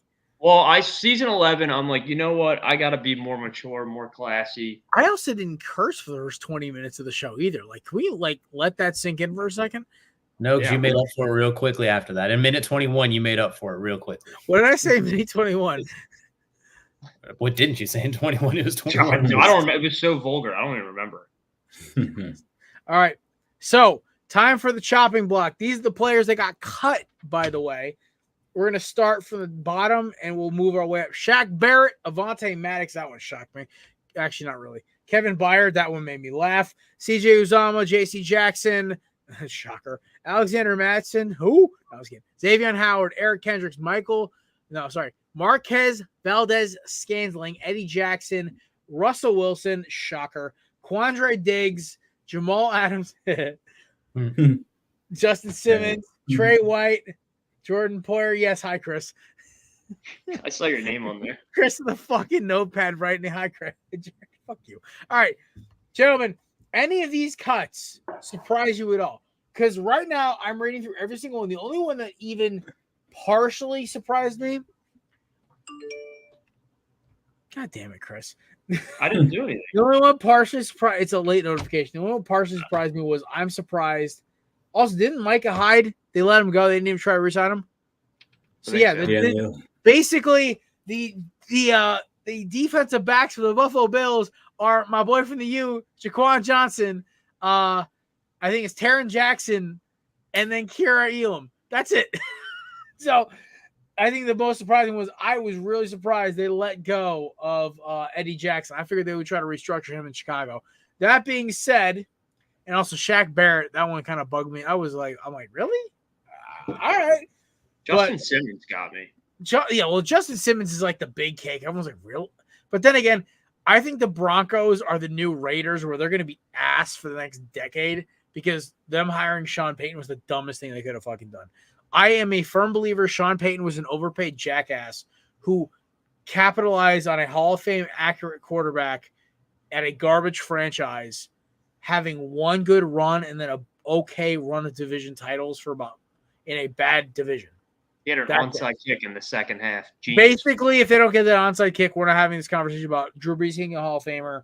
Oh, we might. Or Sean Payton even having a second job. Peyton would have made it past 2012. Oh, my God. The Rams and pass interference. The Patriots still would have kicked your ass. Like, just stop. That being said, any of the cut players aforementioned stick out to you in the most? Deej, I'll start with you. None of them are really surprising. They all make sense when you look at it. But I just want to – the Russell Wilson one is still so fascinating. We all knew it was going to happen, but, like, that's $89 million off the cap in the next 2 years. The two of the top 10 biggest cap hits of all time for a player that gets released or traded are happening to the Broncos in 2 years after the biggest one from Seattle was like number 9. So Russell Wilson's going to account for 3 of the biggest cap hits for a team that's traded or released in NFL history. Denver, my goodness. Chrissy, Carson Wentz, the curse is gone. Yeah. Yeah. The only thing that would change is if Deshaun Watson gets cut or traded next year, but no one's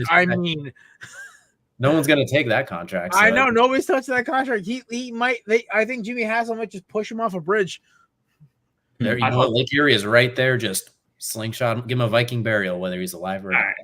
I'm not. Send him out there with 2 masseuses and a flaming arrow. We're gonna end this the right way. I was about to say something, put me on timeout, but I'm good. I'm all right. I'll pass this time. I'll pass. He's so gun shy. He's like, I'm not gonna get put in timeout my first episode back for the season. I had like 8 Deshaun Watson jokes in the chamber, but you know what? I'm just gonna. Chris, this is why we love you, buddy. You're supposed to say something inappropriate. I literally put it in the fucking show description. I thought they were gonna pay him in gift cards for a massage parlor. He got a bunch of Massage Envy gift cards. No, that's not bannable. That's a clapper. I love it. God, iTunes gift cards and massage parlors. Deshaun Watson's contract. Oh my God. I'm not even gonna ban it for that one. That was good. All right. For myself, I was gonna say Justin Simmons is the most surprising.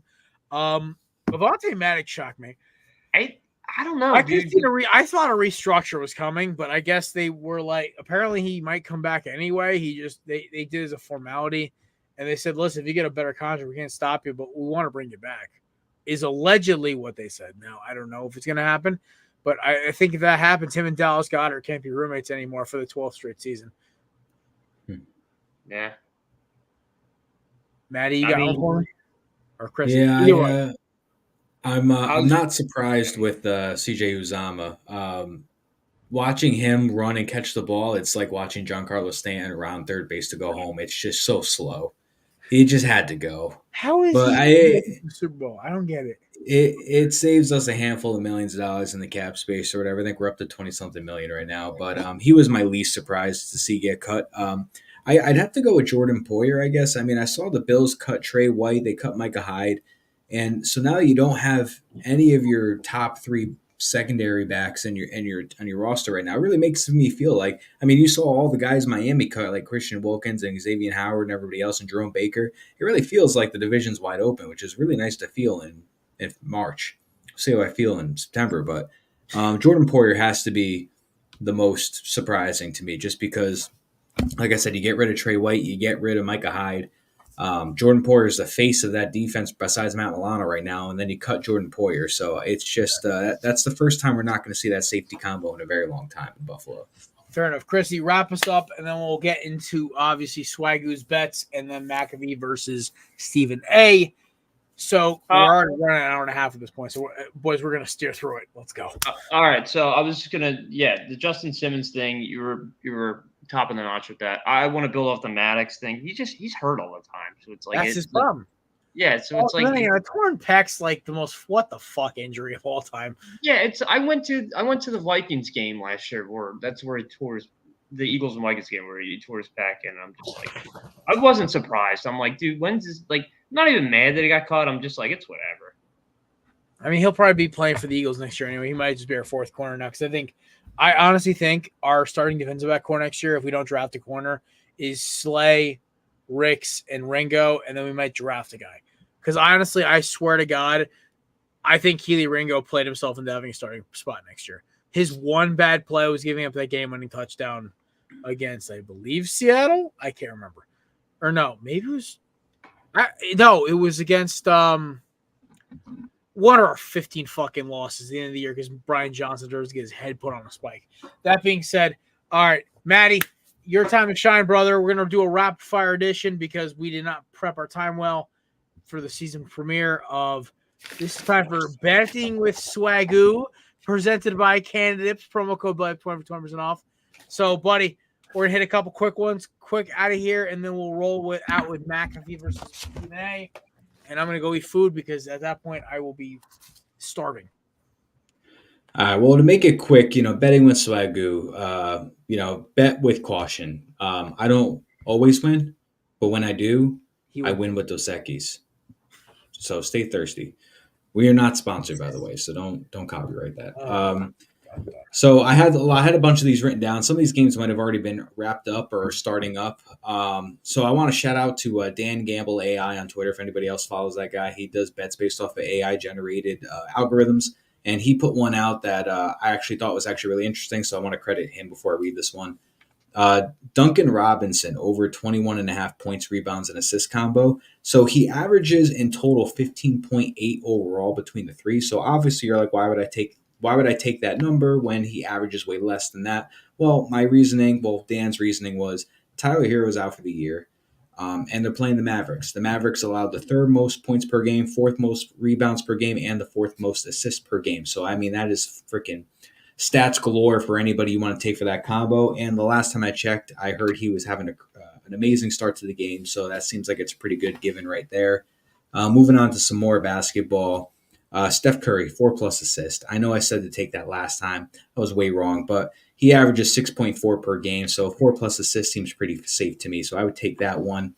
Parlay that one up with the ending basketball one. Mikal Bridges, 4+ rebounds. He averages 4.1, so that's pretty safe. You want to bet the average. So those are my three. Steph Curry, 4+ assists. Mikal Bridges, 4+ rebounds. And Duncan Robinson over 21.5 points, rebounds, and assists. Now, I think Chris mentioned it last week. I did work a couple over-unders in hockey because why wouldn't you want to go with some over-unders? Duncan Robinson's 14 points already, by the way. Oh, perfect. See, that thing's going to hit right there. But So only if you one rebound and only one assist. All right. So he's at his average at this moment. But there's still time to get it's just past halftime. You still got a shot, bro. Yeah. Oh, yeah, we're still going to get that one. So if you tailed this bet and you fast forward or you rewind in time, you have a time machine, you could have taken that one.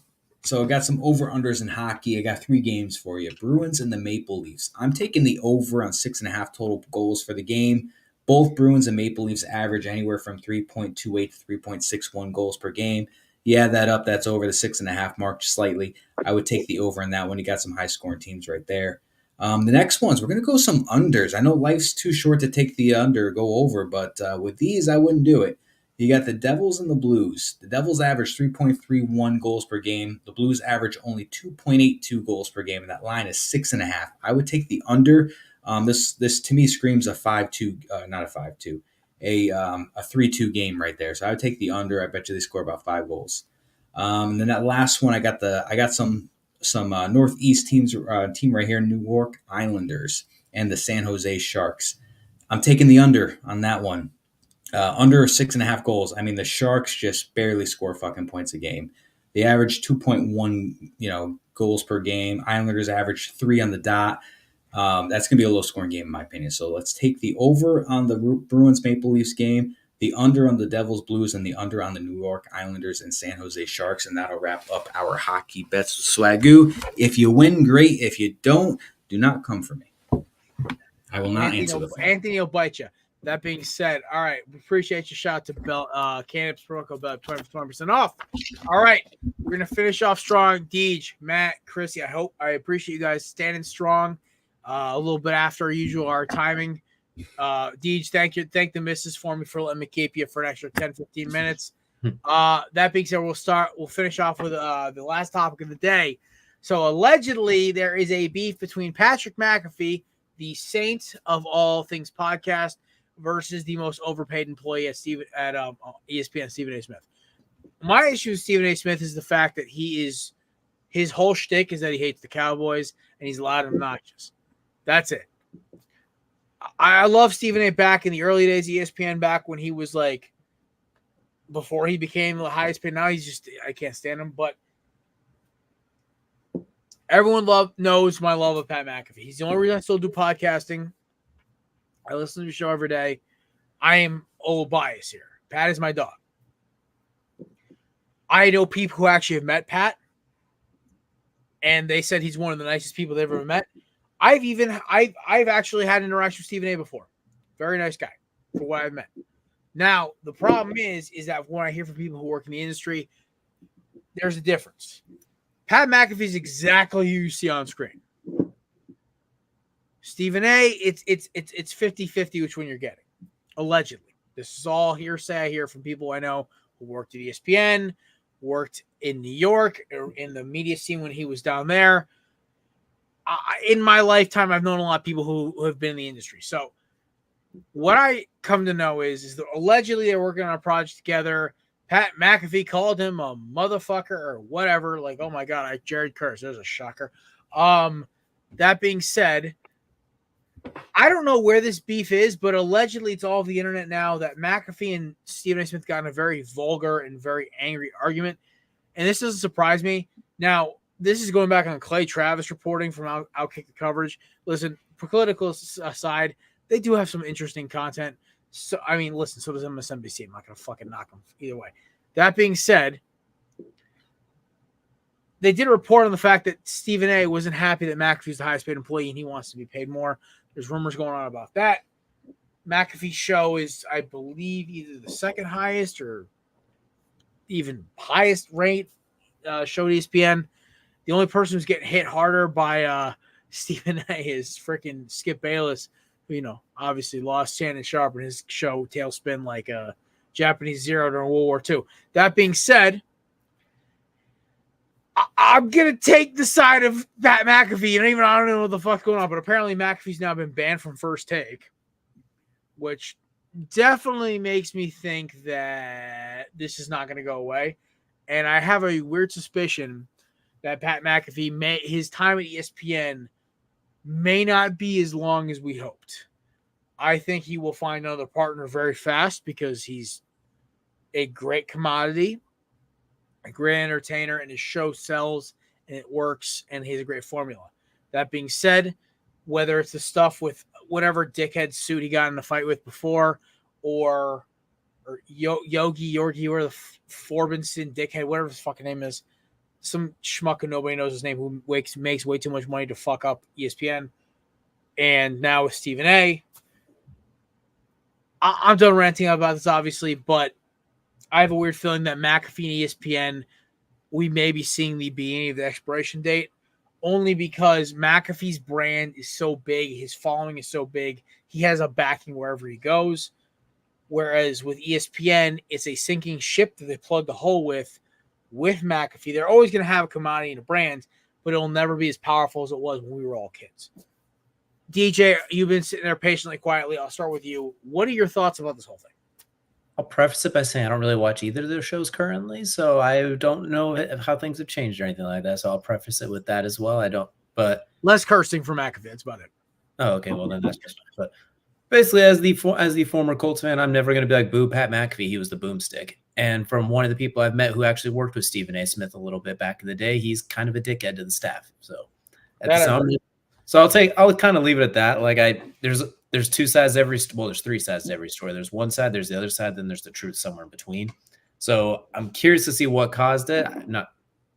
Depends on what caused it and how we got to this point, I wonder, and how vulgar was it actually? Was it just because Pat McAfee has a sailor tongue?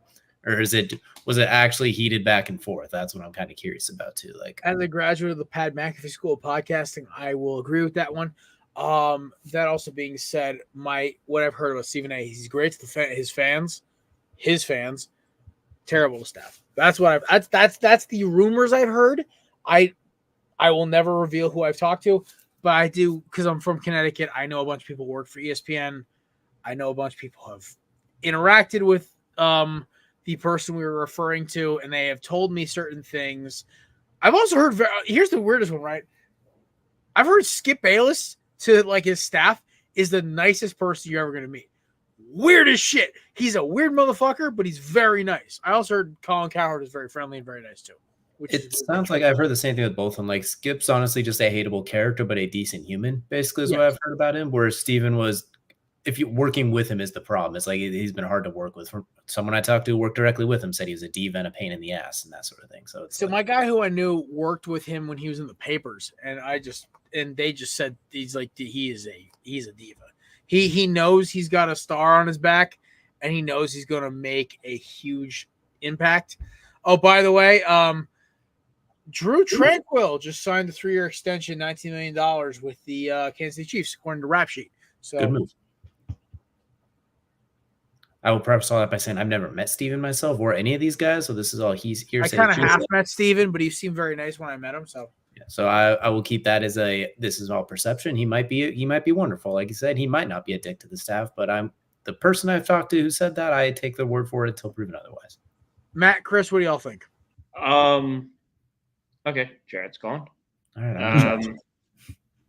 I'm just gonna say I met Stephen A. He came down to Chickies and Pete's like 5 years ago. They were doing first take for like the Eagles and Cowboys, and everyone wanted to get a picture with him, and he was like very like overwhelmed and stuff. But you know, he was like a nice guy or whatever. But I used to get in the first take when they had like Max Kellerman, because Max Kellerman's like terrible takes is really kind of what made the show. Iguodala.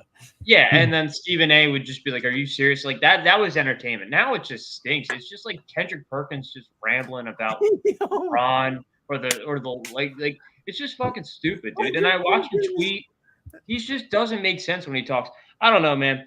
It's just like I'm just not into it anymore, to be honest with you. And I like Pat McAfee. I don't watch all this stuff like Jared does, obviously. I know Jared's a bigger fan than I am, but I'm sure this argument's over something really stupid, and it's going to get blown out of proportion, and then people are going to pick sides.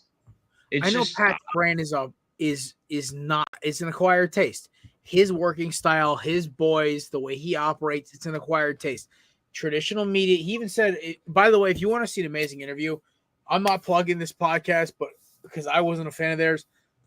Who am I kidding? I was, but we're obviously not sponsored. Go check out McAfee's episode on All That Smoke with Matt Barnes and Stack Jack, two of my favorite NBA players ever.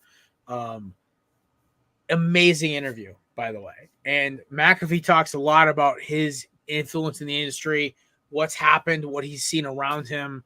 Oh, it's Norby Williamson, by the way, was the dickhead who McAfee got in a fight with. I just remembered. But Chris, no, you're right. And this is weird because, you know, you're in a spot where like, you're not like me, where my opinion on this, I am Team McAfee regardless, because he's the only reason I'm still doing podcasting. I was about to fucking quit this shit during COVID, and listening to McAfee every day got me loving this stuff again. One, it's why I stand up during podcasts now too. It's why I bring so much energy. I do the intros, everything else. But I look at his inspiration on top of like a role model to look at through how I should handle myself on the show. That being said, I see your point also from both of us having experiences with ESPN or with Stephen A. himself first take. So I get that as a neutral perspective. Maddie, finish us off here. What do you see in this whole thing? What are you reading into this as we kind of wrap it up today? What's your opinion on this whole situation? I don't know. I'm not surprised, I guess, when you have a situation involving Stephen A. Smith that there's some drama to it. I love the Pat McAfee show. I watch that whatever chance I can get. I think it's a great podcast, a very entertaining podcast. I agree with you before, Jared. ESPN needs the Pat McAfee show more than the Pat McAfee show needs ESPN. Pat McAfee show can survive without anything and just be their own YouTube entity, and it'll be perfectly fine for years to come. Or anybody that picks them up, where it's MVC or CBS, they will make a lot of money off of that. So I don't know what the beef particularly is between the two, but you know, just to end it, because I'm not too familiar with the topic, I'm just not surprised involving Stephen A. that there's some sort of drama involved. Awesome. Yeah, it's just two giant egos. That I knew this was going to happen eventually, and I Stephen A. wasn't my first prediction of who McAfee was going to bump heads with. I mean, there was other players in the clubhouse, I thought, By the way, if you ever want to see something fucking hysterical, I'll put it in our Corner Booth group chat later. Go watch the clip of Perkins. I believe it was Tuesday. He was on McAfee, and just him racking up F-bombs while they're on ESPN. It was the most hilarious thing I've ever seen in my life. I was crying because Pat is just like hitting the pointer, like there's one, there's two, there's three. It's amazing. Kendrick Perkins, by the way, honestly was an interesting basketball player to watch because he had about as much offensive prowess as like myself, but was an amazing defensive player, and his takes are about as out of left field as the Dodgers payroll. So that being said, I was gonna make it like real quick. Did you ever see him call out Durant? Like, oh my god, on like Twitter, and then Durant's like, "You fucking put up 2 points in the finals. You didn't do shit for us." Dude, his claim to fame on the Thunder was getting dunked on by Blake Griffin. Oh my god. All right. Well, listen, we've already taken up enough of your time. Shout out to the amazing viewing we've had today, by the way. Our numbers are double what they usually are today.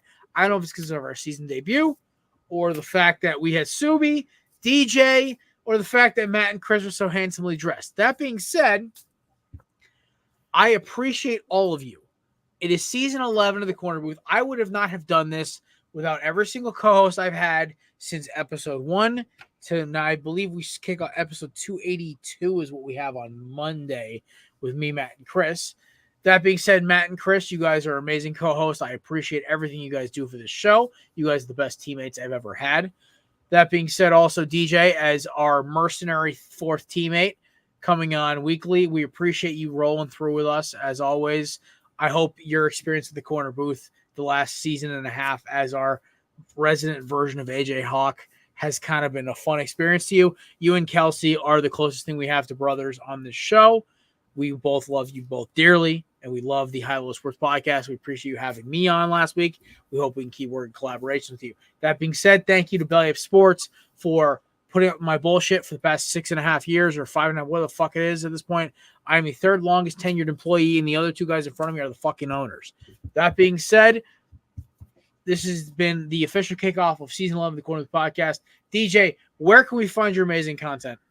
Basically, a High-Low Sports on everything. You could see it in that bottom left corner. Yeah, go ahead and just check out High-Low Sports or Instagram at all of that. Go and check out YouTube. Kelsey and I have started weekly series leading up to NFL draft time, mock draft Mondays, and tier Tuesdays about draft prospects. It's going to be busy next month and a half. So you definitely everything you need for draft coverage, go and stop by there. We got a little something. And by the way, these fuckers are hosting the goddamn draft this year from Belly Up, and I'm excited, man. I hope they have me on as long as possible. I'm actually taking a PTO day that Friday. Smart. So I can literally hang out with you guys the entire show if you need me.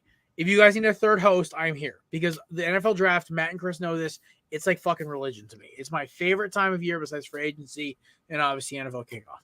But that being said, you can find me and Chris and Matt's hardworking asses on everything Corner Booth Pod.